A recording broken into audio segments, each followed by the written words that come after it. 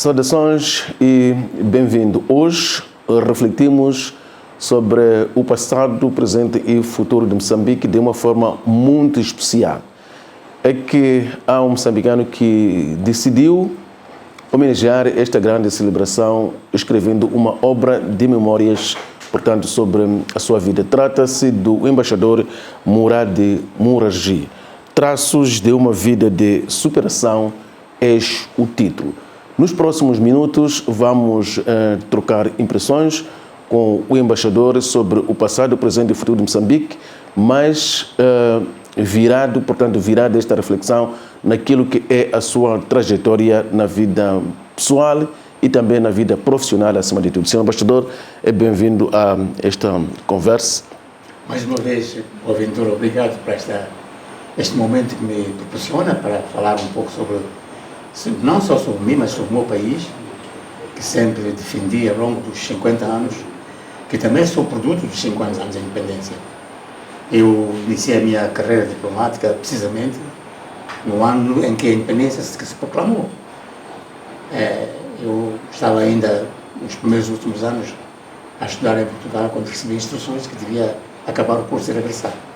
Porque muitos regressaram por razões muitas vezes diferentes da minha, porque eu estava doente, tinha que fazer uma cirurgia.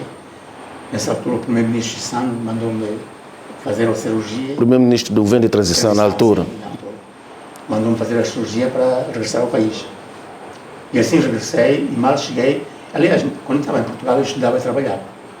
Eu estava ligado à área do emprego, de trabalho, direito de trabalho. Quando vim para Moçambique, estava convencido que iria ser destacado para o Ministério do Trabalho ou a área relacionada com o trabalho. Mas qual foi o meu espanto quando me dizem que, olha, você está afeto ao Ministério dos Negócios Estrangeiros. Eu disse, bom, ok, é mais uma batalha que eu vou ter que enfrentar. Eu lembrei-me de uma peça de teatro do Luís XIV, da Inglaterra, antes da França, quando ele tinha a sua filha da corte com uma espinha na garganta, então não sabiam como resolver. Foram chamar lá um fulano que se dizia que era médico, Esganarello. Pois Esganarello era mais um cômico, não era médico, era cômico. E começou a fazer palhaçadas na corte. E a princesa riu tanto que a espinha saiu. Então eles pensavam que era médico. Que ele era médico.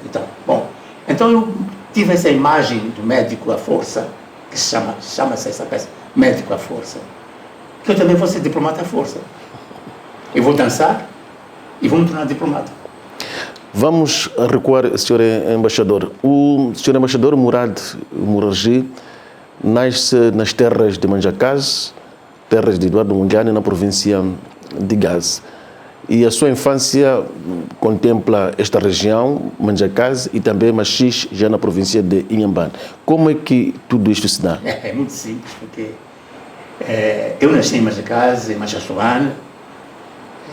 Aliás, o meu parto foi feito lá, na aldeia, não na vila de Manjacás. Parto tradicional, por parteiras tradicionais. Portanto, nós fizemos todos os meus irmãos, né? E um de nós nasceu no hospital. Todos nós nascemos em casa, dentro da palhota. E então, o meu pai era um costureiro que fazia roupa para senhoras, e migrou para Manjacás, onde conheceu a minha mãe, que também a minha mãe, os pais dela, a mãe dela, são também de Machis, mas ela já nasceu em Manjacás. E, bom, portanto, nascemos nós lá, em Manjacás, vivemos lá. E quando o meu pai morre, ficamos com a minha mãe.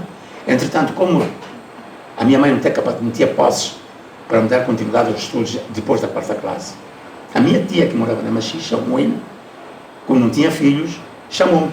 Quando eu disse à minha mãe, olha, vou levar o teu filho para pô-lo aqui a estudar aqui ao Moinho, na missão do Moinho. Então a minha mãe aceitou e eu fui embora em 58. Fui embora para o Moinho e foi a última vez que eu vi a minha mãe.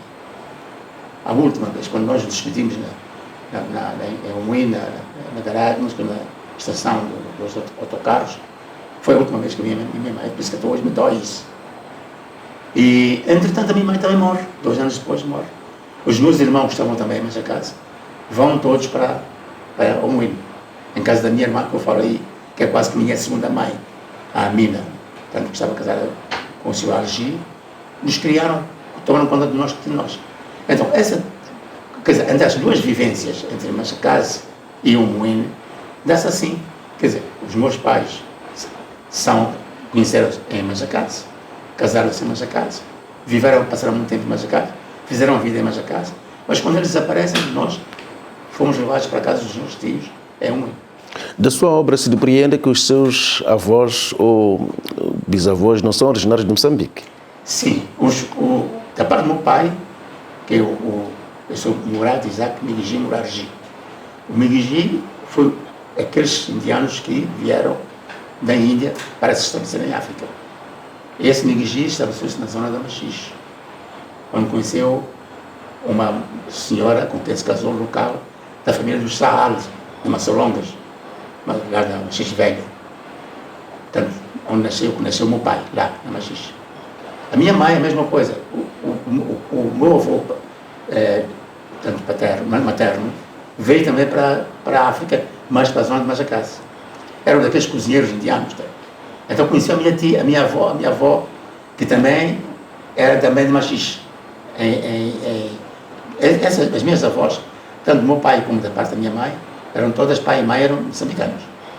Então ficaram aqui e casaram-se cá.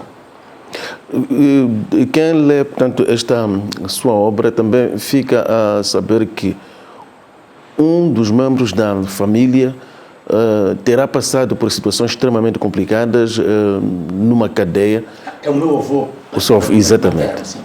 Porque quando a Índia chamada Índia Portuguesa, que era Goa da Mão e Diu, era governada pelos portugueses. Mas os meus avós não vinham dessas Índias aí. Vinham da chamada Índia Inglesa, da zona de Gujarat, Índia Inglesa. Então, quando Goa da Mão e Diu foram tomados pelas tropas de Nehru, então os portugueses, em retaliação, prenderam todos. Os indianos estavam querendo da tal Índia Inglesa, que os meus avós eram da Índia Inglesa. Prenderam, meteram todos na prisão.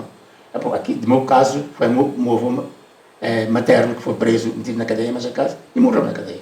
Em Inhambane, aconteceram muitos indianos metidos na cadeia também, morreram por lá. Alguns morreram, outros sabe o que aconteceu. Quando termina a passagem por Manjacás, onde nasceu, e também por Rungui, na província de Inhambane, por onde, a partir de uma certa altura, foi viver, para onde é que se dirigiu? Depois de Machixe, o Moinho Machixe, fui estudar em Inhambane, na cidade. Cidade de Inhambane. As freiras. Dali fiz o terceiro, quarto e quinto ano do liceu. Acabei o quinto ano do liceu e fui trabalhar. Eu, entretanto, fiquei doente, com uma doença pulmonar, que, portanto, tinha sido diagnosticado com tuberculose. Mas, na verdade, não era isso. O meu pulmão nasceu atrofiado. Atrofiado.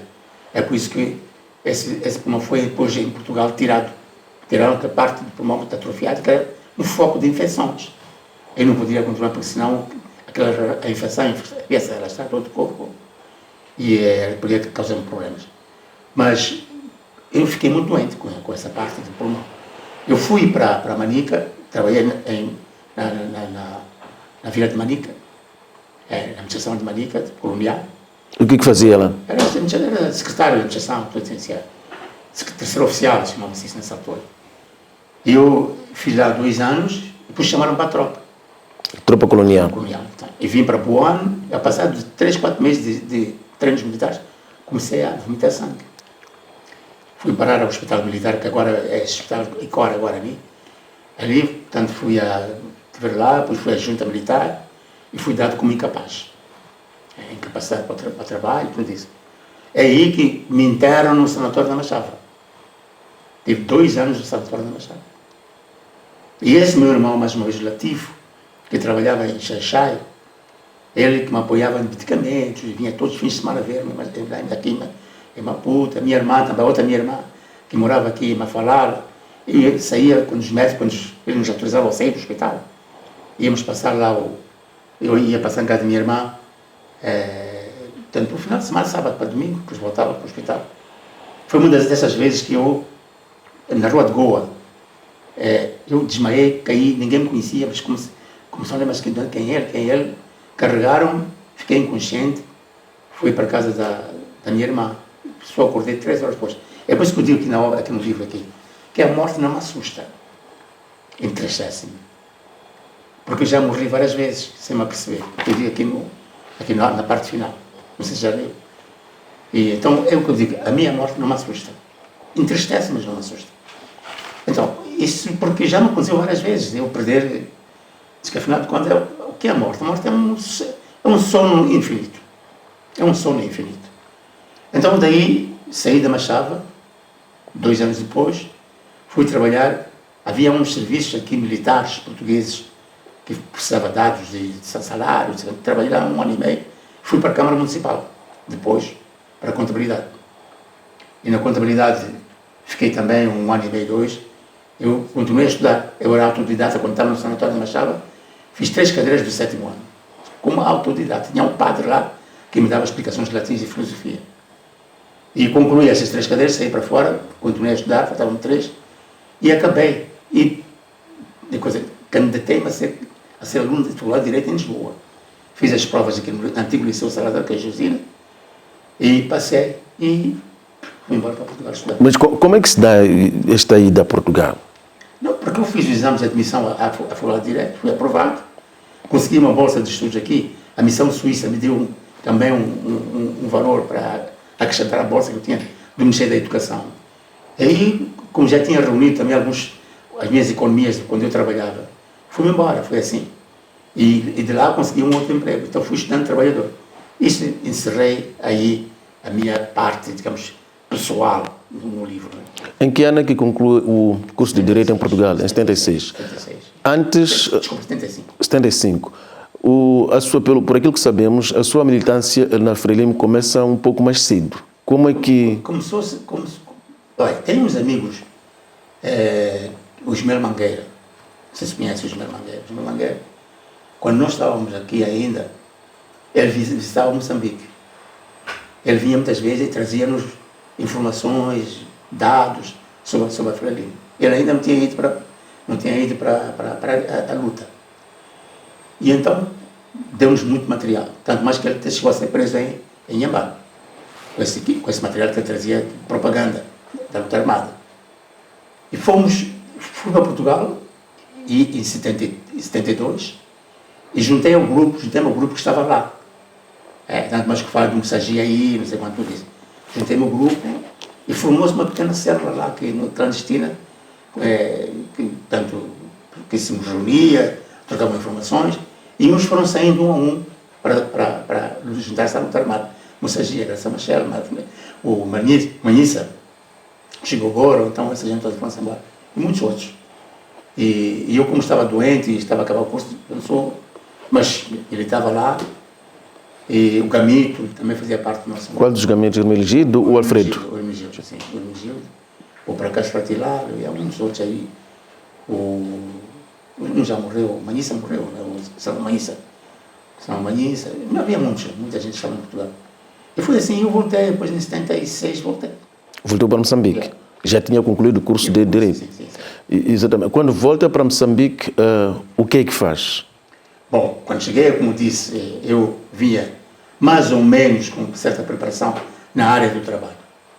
E eu pensava que iria ser colocado na área do trabalho, no Ministério do Trabalho. E, bom, entretanto, os que dirigiam quem devia, ou quem orientava os estudantes que deviam ir para ali e para lá, decidiram que eu devia ir para os negócios estrangeiros. E diga-se de passagem que, bom, o Ministério dos Negócios Estrangeiros tinha lá quadros da luta, não é? Que estavam os antigos, que militavam ou que trabalhavam na área externa da Frelimo. O caso de Servodino Cano, o Alberto Citol, o Casimiro Vazirna, o Lobstand, o Sebastião, o Lucanga, o Maguno estava na rádio, mas o Lucanga sim. Portanto, havia uma série de camaradas que trabalhavam nas frentes externas da Frelimo, como nas representações da Zâmbia, não sei onde. Então, esses vieram ser os primeiros quadros do Ministério dos Negócios Estrangeiros, da Informação. E eu fui o primeiro a chegar fora desse grupo dos antigos militantes ou quadros da frente diplomática. Eu juntei-me aí, o único que tinha uma formação de direito também. Então fui entrando aos poucos, graças ao apoio do Presidente Chissano, que foi nos ministrando aulas, seminários sobre o que é diplomacia, o que é diplomacia no tempo da luta armada, a nova frente diplomática depois da independência. Enfim, foi assim, fui entrando. Portanto, assim entra no mundo da diplomacia, o país perde um jurista e ganha um diplomata. Sim, é verdade que o direito é uma formação que dá para tudo. Dá para tudo. Sim. Então, para mim não foi assim tão difícil migrar da área do trabalho para a área diplomática, porque são áreas em que o direito dá para tudo, abrange todas as frentes e por isso não tem direito internacional, que eu estou lá, estava o mês inteiro, né? Mas não foi assim tão difícil. O que é preciso há outros aspectos na área diplomática que tem que ter uma especialização própria mesmo. Por isso que participamos de vários seminários, várias conferências, precisamente para ver aquelas nuances diplomáticas. Como é que a pessoa se forma diplomata? Portanto, não sou, nem sempre se nasce diplomata, mas também há pessoas que têm vocação para isso, de saber falar, saber encontrar com a pessoa, abordagem das diferentes matérias na área diplomática. E como é que decide fazer coincidir o nascimento do seu livro de memórias com as celebrações dos 50 anos da independência nacional? Bom, é verdade que eu tinha quando eu terminei de escrever um livro o ano passado, já agora, próximo ano vamos ter os 50 anos. O que é que vou oferecer ao meu país? Como meu testemunho, como recordação destes 50 anos todos. Que homenagem que eu vou fazer a Moçambique. Então eu disse, então vou enquadrar este livro. Até queria lançar mesmo na altura da independência, mas pronto. Tínhamos tudo preparado para que se fosse em junho.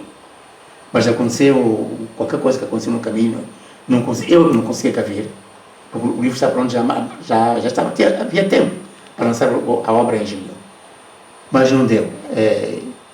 Eu disse, bom, mas de toda maneira entra nesse quadro de celebrações dos 50 anos. E por isso eu ofereço a Moçambique este livro. Ofereço a toda a geração, a nossa geração, porque nós todos participamos na construção deste país. Eu digo aqui, podemos não acreditar, não concordar com a Feira Lima, mas temos que reconhecer que fez grande coisa neste país. Fizemos muita coisa, muitos erros se cometeram, é verdade, mas está-se a tentar corrigir tudo isso. E tem que ser as novas gerações têm que olhar para o país de uma forma positiva e construtiva. Não pensar que tudo foi mal feito. A fome, em todo lado existe, mais grave que nós. Nós temos que trabalhar para isso, para acabar com todas as situações que achamos que são injustas, mas que ninguém tem a má fé de criar injustiças. Elas acontecem por razões óbvias, por razões de crises internacionais, as coisas vão acontecer. Há países que são independentes, não sei quantos séculos aí, mas quantos problemas eles têm ainda. A Europa, depois das grandes guerras, quanto tempo levou a reconstruir-se? Até hoje está a ser reconstruído. Até hoje está em conflitos na Europa. Os Estados Unidos, todo mundo está em convulsão. É preciso nós repararmos que, de facto, nós, se vamos ver, só quem está fora é que vê o que foi feito em Moçambique. Angola e Moçambique. Porque tu vais a outros, e Cabo Verde também, mas vais a outros países, menos os países francófonos, tu vais ver o que é que está lá. Já estão 60, 70 anos de independência. Tu chegas num país daqueles, o capital, precisamente, é uma avenida única. Quando tu entras para o lado, é só cabanas. É só cabanas. Conta na sua obra que, na sua vida, teve momentos bons e momentos menos bons. Isso é complicado. Acontece-nos sempre isso. Há um momento que eu não gosto de recordar, mas que pronto. Quando eu fui designado para ser embaixador em França. Pediram-se as credenciais agrément, o agrément aos franceses, deram um agrément. E houve um amigo meu, que era um grande amigo meu, chegou-se ao pé do presidente Samora, disse, olha, consta aí que o Murarchi vai para a França como embaixador, mas ele não merece. Mas por que não merece? Não, porque ele um dia esteve em minha casa, ele falou muito da combatividade da Renamo. Sim. Então, foi nomeado uma comissão de inquérito para saber o que se passou. E o que se passou, afinal? Esse amigo meu tinha acabado de ter um filho. Como nós viajávamos bastante, trouxe um enxoval para lhe dar lá na casa dele. E lá falamos da guerra. Na altura a guerra estava muito intensa. Eu e o Moina, tinha a minha tia lá, os tios, meu cunhado, tudo a Xinjianguira, não sei onde é que é. Xinjianguira. Sim. Então, e que Renamo invadiu. Já tinha ocorrido o massacre de Unwin? Já tinha ocorrido, sim. O triste célebre do massacre de Unwin. Sim. A minha tia saiu a pé de Unwin para Machis, fugir e no mato, isso quanto. O meu cunhado, queimaram a loja dele, tudo isso. Eu disse, mas isso não pode ser assim. Esta guerra não pode acabar assim, não pode continuar assim. Tem que haver uma maneira de se acabar a guerra. Então o tipo foi dizer ao presidente Samora que eu defendia a Renamo. E depois foi naquela fase em que havia umas rusgas pelos chamados os da CIA, que foram presos muita gente aí. Então eu e minha mulher não dormíamos, porque a qualquer momento estávamos à espera que viessem me buscar. Foi um momento de terror, semanas de terror. Eu fui à tal comissão de inquérito responder. Ele disse, olha, o que aconteceu foi isto, estou-lhe a contar agora. Mas eu vou escrever, fazer por escrito, tudo o que disse agora eu vou deixar com vocês. Bom, entreguei, nunca mais me disseram nada. Entretanto, eu fui suspenso no estrangeiro. Eu não podia viajar, não podia fazer viagens oficiais, pois podia trabalhar aqui na sede. O presidente Sano foi uma pessoa extraordinária. Para mim na altura, ministro dos Negócios Estrangeiros. Esse aí, para mim, é meu pai, é tudo para mim. Ele defendeu-me com unhas e dentes. Disse, não pode ser meu. Você tem Carlos. Ele ia dizer Carlos Lobo. O falecido Carlos Lobo. Ele, porque ele era o meu pai. Disse, não, calma, isso vai se resolver. Então, passou-se mais ou menos um ano. Eu suspenso. Até que um dia, levanta-se no Conselho de Ministros. De que mas temos que nomear, porque era muito urgente nomear um embaixador em França, um embaixador em Bruxelas. Depois ela disse, mas já temos pessoas para lá. E ela levantou, mas já temos aí Murarchi, que era para Paris, e a França, que era para Bruxelas. Mas justamente, espera aí, mas houve um inquérito que levantou-se suspenso com ele. Como é que ficou isso? Não há nada, não houve nada. Essas são coisas de coisas como chamam de intrigas. Intrigas entre amigos aí. Não há nada. Eu fui assim. Quando nós estávamos, entretanto, eu já tinha sido liberto para poder sair. Já tinha ido à Suécia, tinha ido a Nova Iorque. Nós estávamos a chegar a Nova Iorque, depois da Assembleia Geral das Nações Unidas, quando o José Carlos Lobo diz-me, para onde vocês vão? Onde vão para onde? Se nós acabamos de chegar hoje. Tínhamos acabado de chegar de manhã de Nova Iorque. Não, para vossas missões, mas ninguém nos disse nada. Pronto, foi aí que disseram que não, já está tudo, a questão está resolvida, não havia nada. Quem era o ministro da Segurança parece que era Sérgio Vieira, parece que não havia nada. Então nós ficamos naquela resposta, quer dizer, eu sou acusado e a pessoa que me acusa não acontece nada. Mas pronto, eu, como disse aí, sou uma pessoa, esqueço, perdoo, mas essa pessoa até hoje não falamos. Quem foi essa pessoa? Não. Posso dizer depois da entrevista. E depois, confirma-se então? Não, mas depois os outros problemas são mais de saúde, né? São mais de saúde, que tive Covid, tive a questão da próstata, a questão do ureter, que quebrou-se, que se sangrou. Tive uma série de problemas. Eu estive internado, com o Covid ia me matando. Né? Eu tive que ser evacuado da Guiné para a França, graças ao presidente da Guiné Equatorial, que ele me financiou toda a operação evacuação, do tratamento, tudo. Eu ia morrendo com essa coisa de Covid. Eu vomitava sangue, passei por todo lado. E, sim. Como é que se dá? Faz referência com, portanto, alguma frequência a Guiné. Como é que se dá esta sua ida da Guiné? Como é que fui parar lá? Primeiro porque, a minha filha está casada lá com o filho dele. Do presidente da Guiné Equatorial? Sim. Agora, a Guiné Equatorial... É compadre do presidente da Guiné Equatorial? Sim, mas casaram-se depois, né? A Guiné Equatorial era candidato desde 1996, a membro da CPLP. Mas sempre foi bloqueado. Portugal bloqueou sempre a Guiné Equatorial.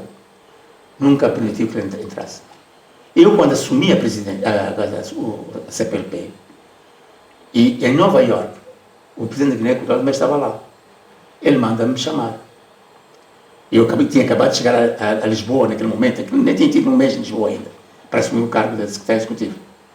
Eu falei com ele, com o presidente, e ele diz-me assim, sabe, sou secretário executivo, nós somos candidatos de longa data para ser membros da CPLP. Mas há um país sempre que faz obstrução, põe o seu veto para que não fôssemos admitidos. E disse, Sr. Presidente, eu acabo de chegar, mas eu, quando chegar, garanto-lhe, quando chegar a Lisboa, vou pegar o seu dossiê e vou analisar.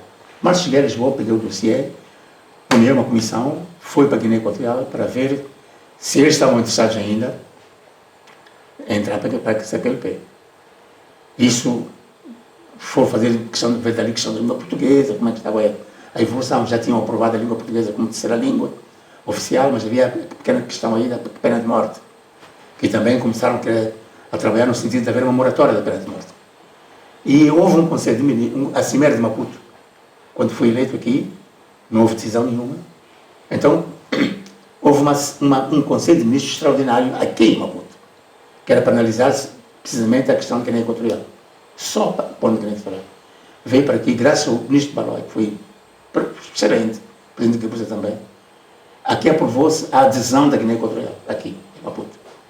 Então, quando fomos a Timor, quando foi a Cimeira, foi automático, foi aprovada a entrada da Guiné Equatorial. Quando eles entram, eu ainda estava na CPLP, no fim da minha missão no Brasil, como secretário executivo, então o presidente da Guiné Equatorial convida-me, sou embaixador, com a sua experiência, gostaríamos que viéssemos ajudar, apoiar na integração da Guiné na CPLP. Porque a adesão é uma coisa, mas a integração é outro processo que leva o seu tempo para que eles cumpram os requisitos da organização. A questão de legislação, de língua, não sei o quê, de cultura. Então eles tinham que trabalhar no programa de apoio à integração da Guiné Equatorial. Então foi isso que fui a fazer durante esse tempo todo. Concluímos isso há dois anos atrás. A Guiné agora está totalmente integrada. A minha filha está casada lá, já está há mais de não sei quanto tempo casada. Mas foi assim que fui parar a Guiné Equatorial. Agora cheguei a um ponto que já chega, que eu não quero voltar para casa também, não quero me envelhecer lá também, não é? Portanto, foi lá como assessor do presidente da Guiné Equatorial. A segundo conselheiro. Como conselheiro. Vamos voltar à questão da nomeação, da proposta da sua nomeação para embaixador à França. Esclarecido, portanto, esse ponto. Acabou não ser nomeado naquela altura para embaixador. Não, depois foi nomeado. Como terminou? Não, espera, depois quando esse Conselho de Ministros, que perguntou, mas temos embaixadores, Então pronto, olha, deram-se ordens na Constituição, está a preparar tudo. E nem nos deram tempo para nada. Nós regressamos para aqui em dezembro de Nova Iorque. Em fevereiro temos que arrancar. Para a França? Para França e Bélgica. E Bélgica? Sim, foi assim. Com residência em Paris? Residência em Paris e Bélgica. E Bélgica? Sim, havia duas residências. Uma é para mim em Paris, que eu embaixei em Paris. E a outra na Bélgica, que era a França, que era a minha mulher na altura, estava na Bélgica. Portanto, este considera o momento menos bom da sua vida? Quer dizer, menos bom no sentido de que foi uma Para não dizer momento mau. Sim, porque o que acontece é que, para mim, foi ao mesmo tempo como é que posso dizer? Uma forma de abrir um pouco a minha mente, de que não podes confiar muitas vezes nas pessoas também, porque há pessoas que tu podes pensar que todo mundo gosta, mas não gostam da pessoa, né? Mas eu não gosto de criar inimizades. A minha formação moral que eu tenho, que meu pai me incutiu, Aliás, depois fui aprofundar na área diplomática com o presidente Chissano, quando dizia, olha, vocês, o vosso mantra, fazer mais amigos para o país e menos inimigos para o país. Essa foi sempre o nosso mantra. Mais amigos e menos inimigos. Como é que depois ficou a sua relação com o presidente Samora Machel, depois deste episódio? Não, ele apoiou bastante. O presidente Samora Machel foi impecável. Eu lembro uma vez, porque ele não tomou medidas drásticas, aí prenda lá o homem, não fez nada disso. Ele aguardou com calma o tal inquérito, que não chegou a ter resultados. Eu lembro que uma vez, eu estava a acompanhar o presidente Sam Nujoma. Da Namíbia? Sim, numa visita aqui a Moçambique. Eu era acompanhante dele. E havia uma cerimónia qualquer na linha, hoje é a Assembleia da República. Então, eu vinha com Sam Nujoma a acompanhá-lo, e nesse momento cruzo com o presidente Samora à entrada. Quando ele me vê, ele volta para trás. Ele pergunta, Morarji, como é que tu estás? Eu disse, estou bem. O presidente, estou bem, fica tranquilo. Mas estás bem mesmo? Estou bem. Ele disse, ok, isso é que é bom. Ter moral alta é muito bom. Depois, quando fiquei embaixador em Paris, eu e a minha mulher na altura, éramos dos poucos, não sei que havia mais, certamente, mas éramos também dos poucos privilegiados que ele nos convidava, ele e a esposa Graça Machel, que nos convidava para a casa dele, só nós os quatro, ele e a mulher, eu e a Francis, para jantar em casa do Samora Machel. Ele fazia questão sempre.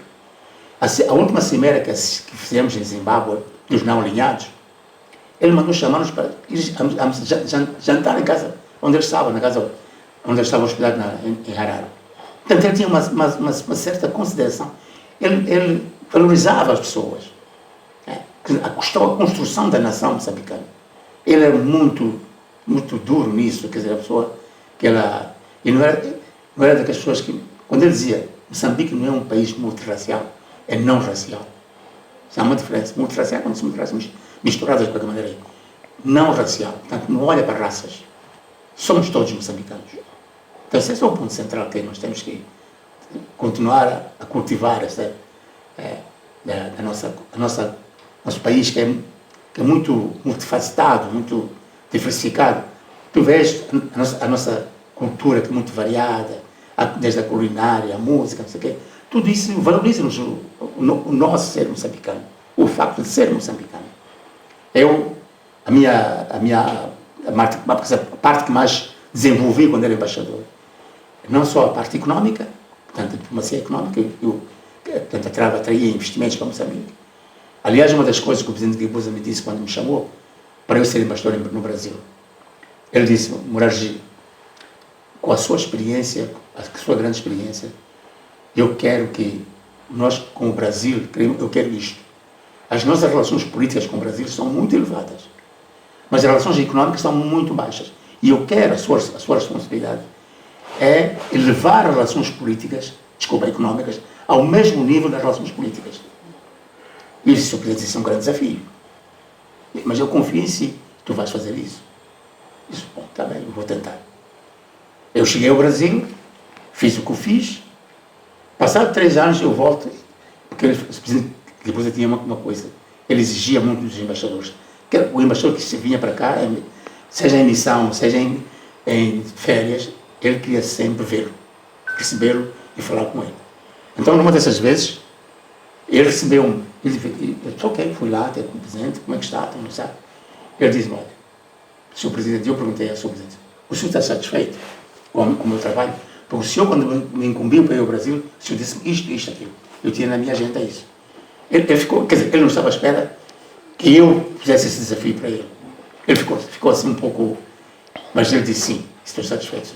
Porque, na verdade, o Brasil, as relações que Lula veio não sei quantas vezes aqui, Dilma, não sei quantas, foi um momento muito alto. Tanto mais que hoje o presidente Chapo disse, nós temos que retomar as relações com o Brasil. O presidente Chapo? Sim, mas já não comigo, mas falámos, porque eu converso com ele. Não é? Ele recebeu-me aqui antes da tomada de posse, ele recebeu-me aqui no Indevira. Depois encontramos-nos, antes de ir embora da posse, encontramos, na tomada de posse, ele recebeu-nos, e tive que ir agora em Guiné-Bissau. E falámos, ele disse, sim, você está fazendo um bom trabalho. Sr. Embaixador, há um conselho especial que faz a família aqui na sua obra, aconselha aos netos em particular para não ficarem à sombra dos pais e até diz que, por acaso, eles têm bons pais. Qual é o alcance deste conselho? Ou seja, que os seus netos e os demais mais novos devem saber trabalhar e traçar o seu futuro e triunfando sem viverem de uma dependência eterna em relação aos pais. Isso para mim alegra-me ver que o Sr. Boaventura leu o meu livro, né? Que está quase no fim isso. Está quase Não, fiz uma leitura em diagonal a preparar esta entrevista. Cruzada. Sim. Não, o ponto é o seguinte, é que muita gente, os pais, sobretudo nós que temos um certo poder, digamos, económico ou financeiro, não digo eu, mas a maior parte, mima muito os filhos.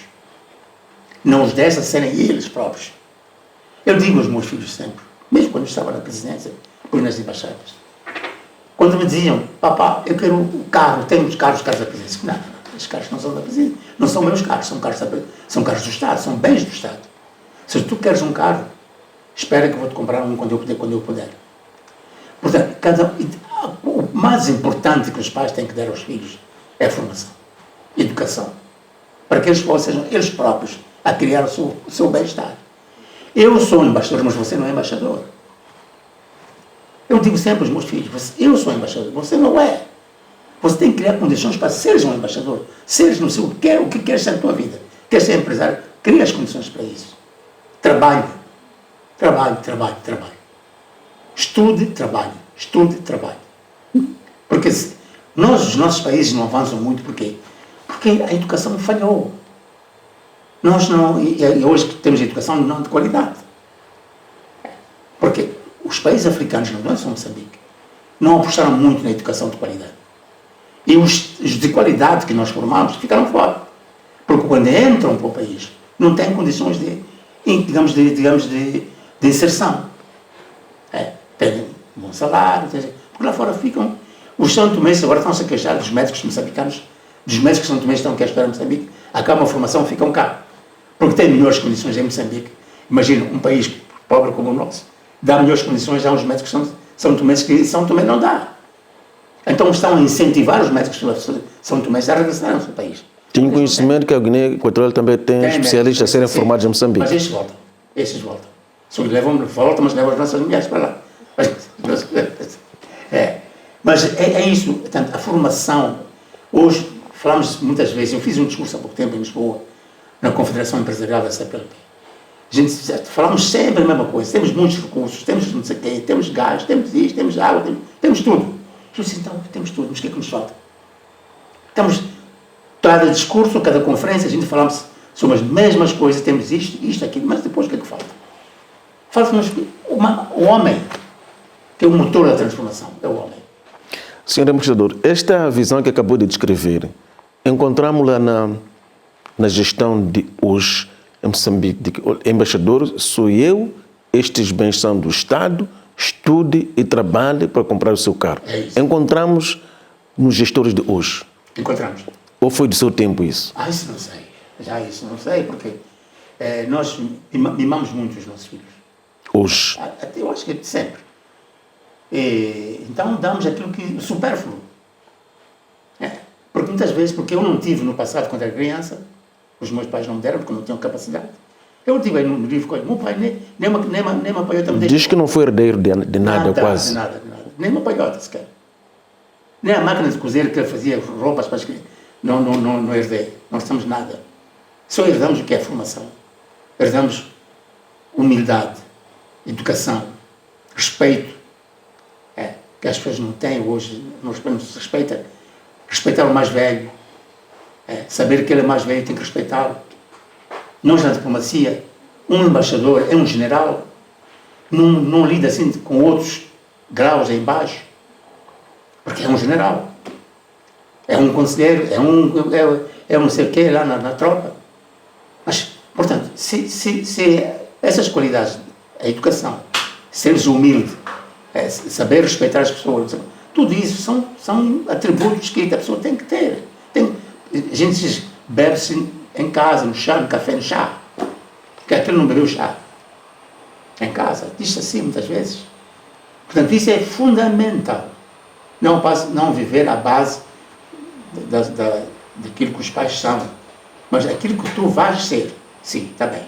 Muito bem. Qual é a personalidade ou quais são as personalidades políticas nacionais que admira? Nacionais. Nacionais. Olha, primeiro os presidentes eu admiro-os todos. Todos eles. Sim, sim. Cada um fez o que pôde. Cada um, no seu tempo, no seu período, fez o que pôde. Porque eu não... Ok, pode ter havido aqui e acolá um desvio, um problema aqui e acolá, mas também não é, ele é humano, o erro é humano. Mas eu admiro todos os presidentes que tivemos. Mantiveram... O Chapo encontrou o país quase que quebrado, mas está a tentar estabilizar o país.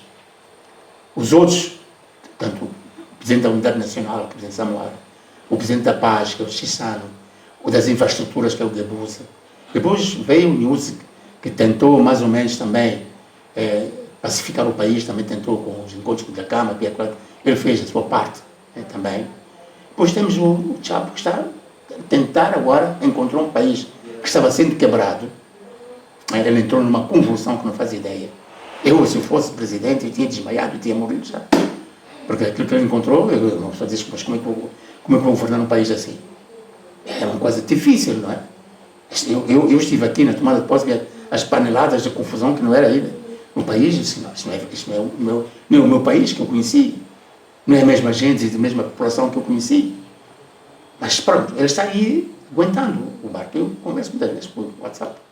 Ele está aguentando o barco. Qual dos presidentes que citou aqui o marcaram de forma muito particular na sua vida profissional? Eu não quero dizer que todos são para mim, mas o Chissano, porque para mim é meu pai, não é? Quase ele é o meu diplomata maior, ele é que me ensinou o beabá da Frelimo. O Chissano para mim eu considero o meu pai. Porque é mais velho, um bocadinho mais velho do que eu, depois considero o meu tio, o meu irmão.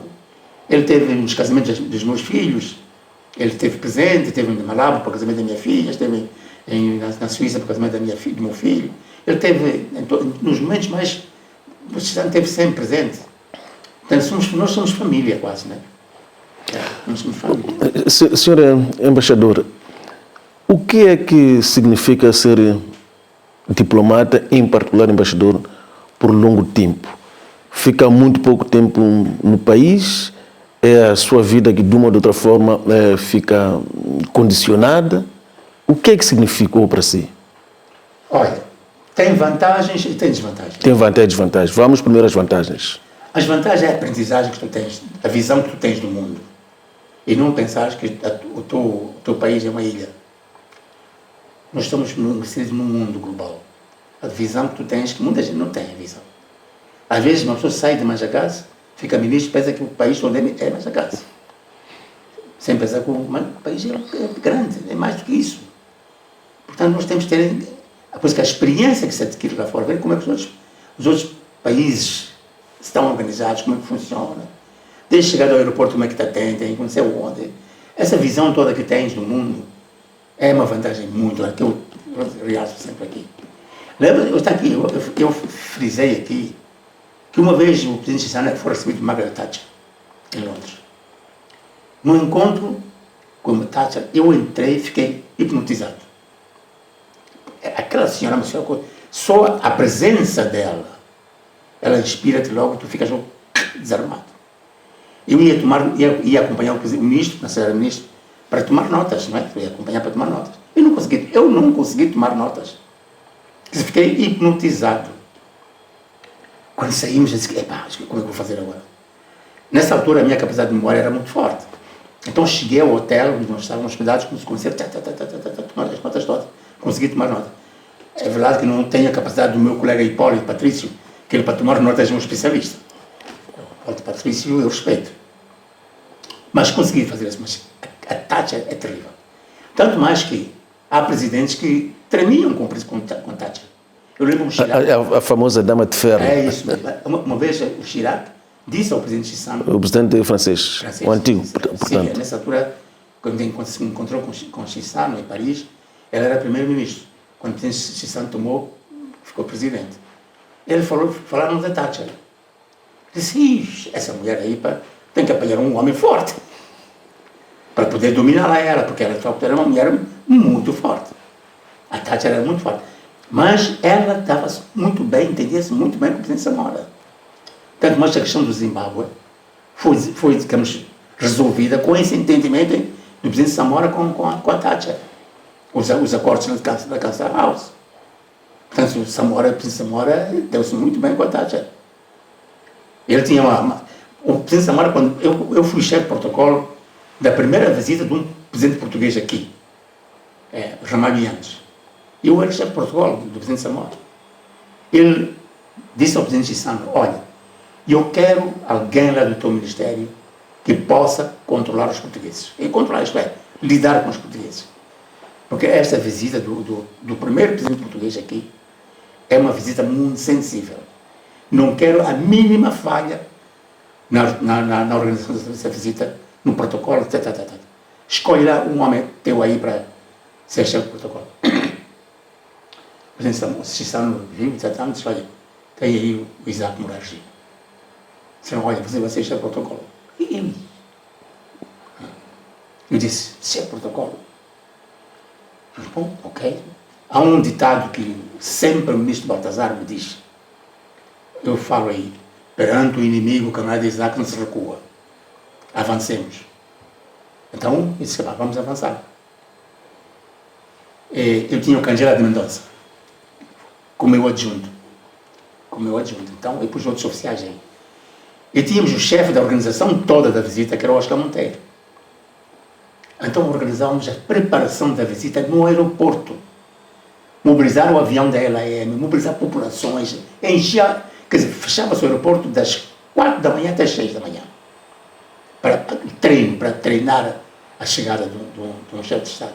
Desde os passageiros dentro do avião, os polícias ali, militares a desfilar, populações a ir receber, quanto eu disse. Isso tudo filmado, para os presidentes Samora ia ver, ali a detalhe até claro. E a visita correu excelentemente bem. Eu falo aqui do Ramalho Yanes aqui. Eu uma vez viajei com ele, o Ramalho Yanes, falei deste livro. É que eu estou a escrever um livro. Foi há 2, 3 anos atrás. Íamos para Cabo Verde. Então ele pediu-me para que eu lhe oferecesse esse livro. Depois eu faço questão, quando for a Portugal agora, ver se eu entrego esse livro. E depois a segunda foi como o Gabi também. Essa era mais, uma visita mais de amizade, de carinho. E então foi lá mais, passou-se mais em Moeda, aquela zona também no meio do mato, né, que andamos aí. Mas organizar o protocolo, por isso que eu digo, o protocolo é a porta de entrada e de saída de qualquer diplomata. E desvantagens de ser embaixador? A desvantagem é o seguinte, tu estás fora do país e a tua vida pessoal fica desorganizada. Desorganizada. Voltas para o país de tangas. Se consegues economizar lá fora, tudo bem. Vais levar as tuas economias, vais fazer os pequenos investimentos que é em casa. Mas se não tivesse juízo, andares aí na brincadeira, nas farras, tudo isso, diplomáticas, voltas aqui e voltas a estaca zero. E tens que começar a vida de novo. E depois culpas do país. Está. Eu vejo muitos aí que estão nessa situação. Nessa situação. Voltam para casa, não tem nada, nem casa para viver. Então, isso é a grande desvantagem, é essa aqui. Os outros que têm juízo para aquilo que ganham, vão investindo, quando chega, tem uma fábrica daqui, você tem isso, tem aquilo. Mas os outros nada, não fazem isso. É como um futebolista. A maior parte dos futebolistas africanos são assim, ficam lá, ganham muito dinheiro, mas depois gastam muitas coisas supérfluas. E quando regressam, não tem nada. Quando acaba o futebol, acaba nada. Os brasileiros também, a mesma coisa. Há uns que têm juízo. O Ronaldo, não sei, mas veja o Ronaldinho, já não tem quase nada. É isso, meu caro. As desvantagens são essas. E qual é o conselho que dá a novos diplomatas, futuros diplomatas? Conselho é muito complicado, mas toda complicado. Maneira, tem que ser ele próprio. A pessoa tem que ser ele próprio, saber ouvir, falar menos, ouvir mais, ser humilde, respeitador, seguir as normas que estão aqui do país, não é? As normas do país, conhecer profundamente o seu país. Porque o diplomata o que é?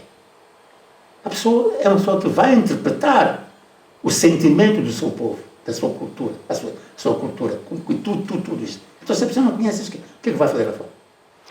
Senhor Embaixador, temos o tempo, o fundo do tempo bastante limitado, está esgotado. E fica aqui o compromisso de uma segunda conversa, que será inteiramente essa conversa dedicada àquilo que é a sua visão sobre a construção da nova nação nos 50 anos da independência nacional. Senhor Embaixador, muito obrigado pela sua disponibilidade para poder partilhar aqui as suas memórias a propósito da obra de Memórias, Traços de uma Vida de Superação. A obra pertence ao embaixador Mourad Mouragi, portanto, dedica esta obra às celebrações dos 50 anos da independência nacional. O senhor embaixador Mourad Mouragi foi precisamente o nosso convidado para este 2 dedos de conversa. Para si, estimado telespectador, fica o nosso muito obrigado pela escolha e fique bem.